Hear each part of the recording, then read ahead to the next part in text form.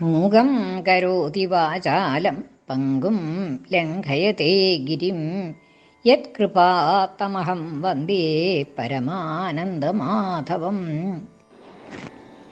ഇന്ന് നാരായണീയം 53-ാമത്തെ ദശകം 3ഉം 4ഉം ശ്ലോകങ്ങളുടെ അർത്ഥം പറയാം. അർത്ഥം പറയുന്നത് കിഴക്കേപ്പാട്ട് വാര്യത്ത് ഭാരതി. 3ാമത്തെ ശ്ലോകം.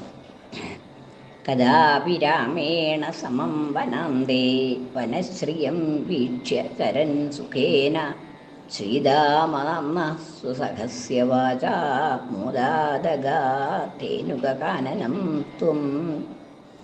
പശുക്കുട്ടികളെ മേക്കലിൽ നിർത്തിയിട്ട് 5 വയസ്സ് കഴിഞ്ഞപ്പോൾ, 12 വയസ്സ് എത്തിയപ്പോൾ ഭഗവാൻ പശുക്കുട്ടികളെ നിൽക്കുക എന്നുള്ളത് ഉപേക്ഷിച്ച് പശുക്കളെ മേയ്ക്കാൻ തുടങ്ങി എന്നാണ് പറഞ്ഞു നിർത്തിയത്. എന്നിട്ട് കദാപി ഒരിക്കൽ രാമേണ സമം ബലരാമനോടുകൂടി വനാന്തേ വനത്തിൻ്റെ ഉള്ളിലായിട്ട് വനാന്തേ വനശ്രിയം വീക്ഷ്യ ചരൻ സുഖേന. വനശ്രിയം വീക്ഷ്യ, ഭംഗി, കാനന ഭംഗി. വനശ്രീ എന്ന് പറഞ്ഞാൽ കാനന ഭംഗി. ആ കാനന ഭംഗി കണ്ടുകൊണ്ട്, ആസ്വദിച്ചുകൊണ്ട്, വീക്ഷ്യ കണ്ടുകൊണ്ട്, ചരൻ സുഖേന വളരെ സന്തോഷമായിട്ട് സഞ്ചരിക്കുകയായിരുന്നു. കദാപി ഒരിക്കൽ ആ കാട്ടിൻ്റെ ഉള്ളിൽ ശ്രീ ബലരാമനോടുകൂടി കാനന ഭംഗി കൊണ്ട് കണ്ടുകൊണ്ട് സന്തോഷിച്ച് നടക്കുകയായിരുന്നു ഭഗവാനും ബലരാമനും കൂടി.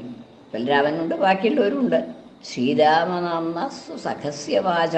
അപ്പോൾ ശ്രീരാമാവ് എന്നു പേരായിട്ടുള്ള സുസഖസ്യ വാച, തൻ്റെ ഒരു കൂട്ടുകാരൻ പറഞ്ഞു, അവിടെ നല്ല പനമ്പഴം നിൽക്കുന്നുണ്ട്, അത് കഴിക്കാൻ നമുക്ക് അവിടെ നല്ല മോഹമുണ്ട്, അങ്ങോട്ട് പോവാമെന്ന് എന്ന് പറഞ്ഞു. ശ്രീരാമനാമ, ശ്രീരാമൻ എന്നു പേരായ സ്വസഖസ്യ വാച, തൻ്റെ കൂട്ടുകാരൻ്റെ, സ്വസഖസ്യ തൻ്റെ കൂട്ടുകാരൻ്റെ വാച വാക്കുകൊണ്ട്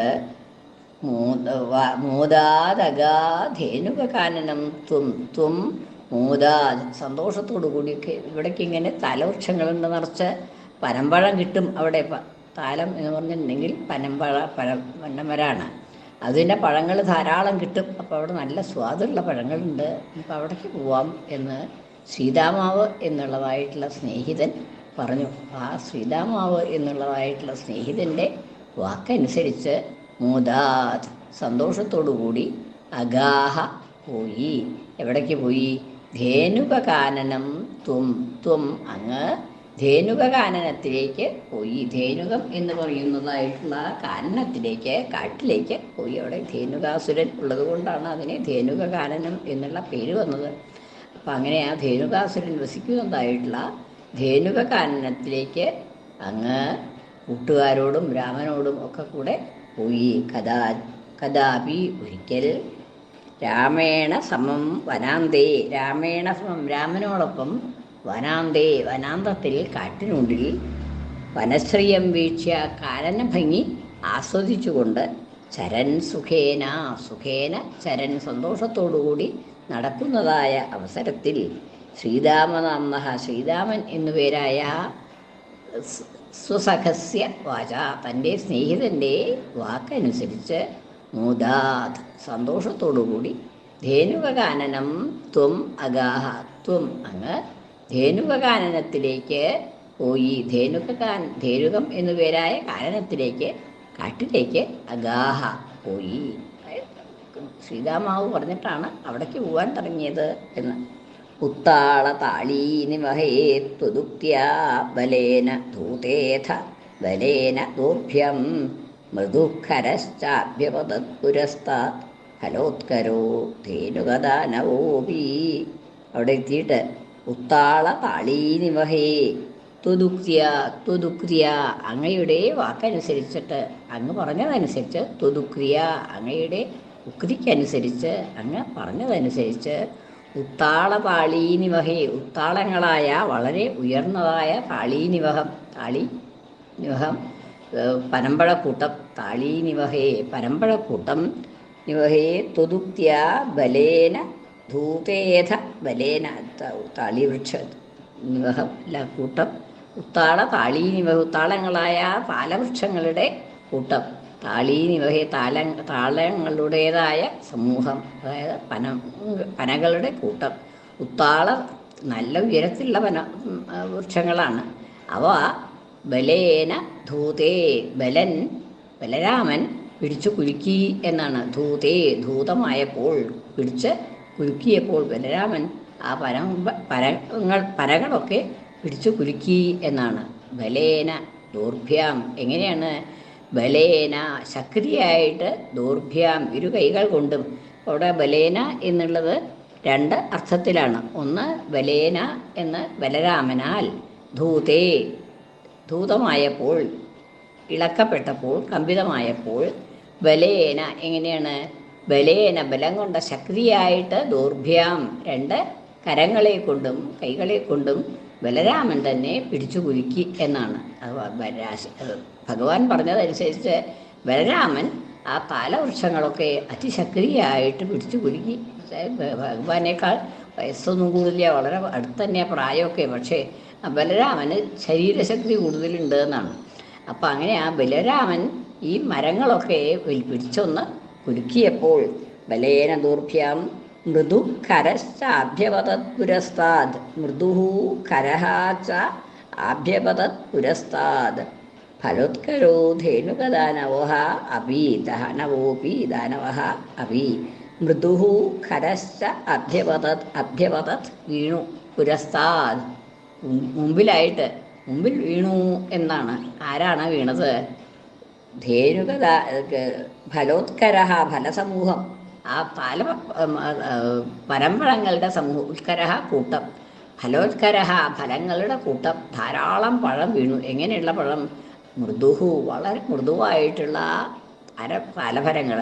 ആ പനമ്പഴം, അതിൻ്റെ ഉള്ളിലായിട്ടുള്ള ആ പനനൊങ്ക് എന്നുള്ളതുണ്ടല്ലോ, അത് വളരെ മൃദുവായിട്ടുള്ളതാണ്, കഴിക്കാൻ സുഖമായിട്ടുള്ളതാണെന്നാണ്. അപ്പോൾ ആ മൃദുവായിട്ടുള്ള ആ പനമ്പഴങ്ങളുടെ സമൂഹവും. പിന്നെ ഖരഹ ധേനുകദാനവഃ അപി, ഖരൻ എന്നതായ ഖരാകൃതിയിലുള്ളതായ പോത്തിൻ്റെ കഴുതയുടെ ആകൃതി. ഖരഹ എന്ന് വെച്ചാൽ കഴുതയാണ്. ഖരാകൃതി, കഴുതയുടെ ആകൃതിയിലുള്ളതായ ധേനുകാസുരനും ധേനുകദാനവഃ അപി, ധേനുകൻ എന്നുപേരായ അസുരന് കഴുതയുടെ ആകൃതിയിലാണ്, കഴുതയുടെ രൂപത്തിലാണ് ഈ ധേനുകാസുരൻ വന്നത് എന്നാണ്. അപ്പോൾ ഖരഹ ധേനുകദാനവഃ അപി, ഖരനായ അതായത് കഴുതയുടെ വേഷത്തിലുള്ളതായ ധേനുകദാനവനും അവിടെ മുൻപിൽ പ്രത്യക്ഷപ്പെട്ടു. എന്ത് വീണു? പനമ്പഴം ധാരാളം വീണു. ഒപ്പം അതിൻ്റെ ശബ്ദം കേട്ടിട്ട് ഈ ധേനുകാസുരനും അവിടെ ചാടി വീണു എന്നാണ്. ഭഗവാന്റെ മുമ്പിൽ ചാടി വീണു.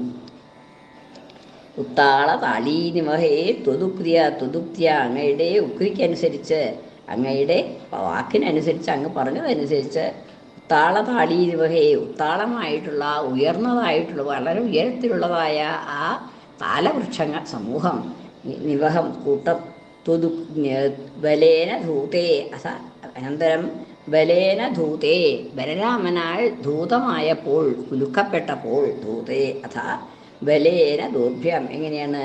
ദൗർഭ്യം ബലേന ബലത്തോടുകൂടി രണ്ട് കൈകൾ കൊണ്ടും പിടിച്ച് കുലുക്കിയതായ അവസരത്തിൽ മൃദു ഖരഹ ച അഭ്യപതത് മുന്നിലേക്ക് വീണു.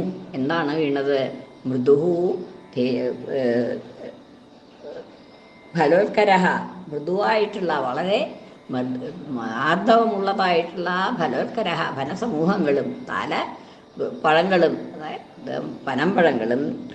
ഖരഹ ധേനുകദാനവഃ അപി, കരനായിട്ടുള്ള, അതായത് കഴുതയുടെ വേഷമുള്ളതായ ധേനുകദാനവനും രണ്ടും മുൻപിൽ വീണു, ഭഗവാന്റെ മുൻപിൽ പതിച്ചു എന്നാണ്.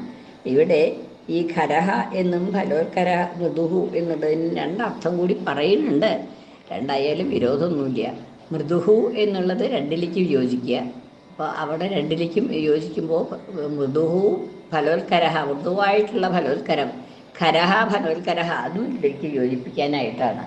അപ്പോൾ ഖരഹ ഫലോത്കരഹ എന്ന് പറഞ്ഞിട്ടുണ്ടെങ്കിൽ പഴുത്തതും കട്ടിയുള്ളതുമായിട്ടുള്ള ഫലങ്ങൾ രണ്ടും ഒന്നിച്ച് വീണു എന്നാണ്. പഴുത്ത ഫലങ്ങളും അല്ലാതെ കണ്ട് ഖരങ്ങളായ കട്ടിയുള്ളതായിട്ടുള്ള പനമ്പഴവും ഒന്നിച്ചു വീണു. പിന്നെ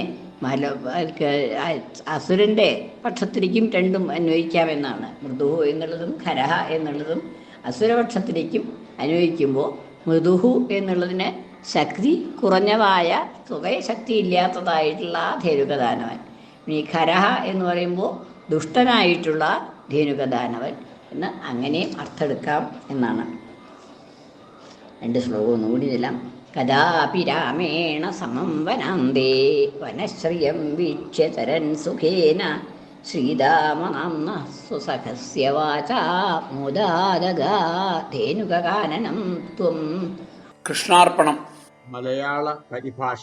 ഒരിക്കലോ നീയധരാമനോടുമാരണ്യകശ്രീലഹോരമിക്കേ ശ്രീരാമനാമുത്തമമിത്രമോദി മോദേന പോയി ധേനുകാനനത്തിൽ.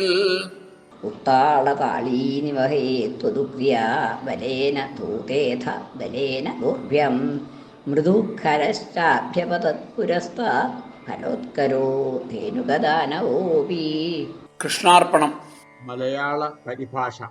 ഭവാൻ പറഞ്ഞിട്ടധരാമനപ്പോൾ കരിമ്പന കൂട്ടമതും കുലുക്കി നൂങ്കും പഴം ഗർദ്ധപസാമ്യമുള്ളോരരക്കനാം ധേനുകനും പതിച്ചു. സർവത്ര ഗോവിന്ദനാമ സങ്കീർത്തനം. ഗോവിന്ദ ഗോവിന്ദ.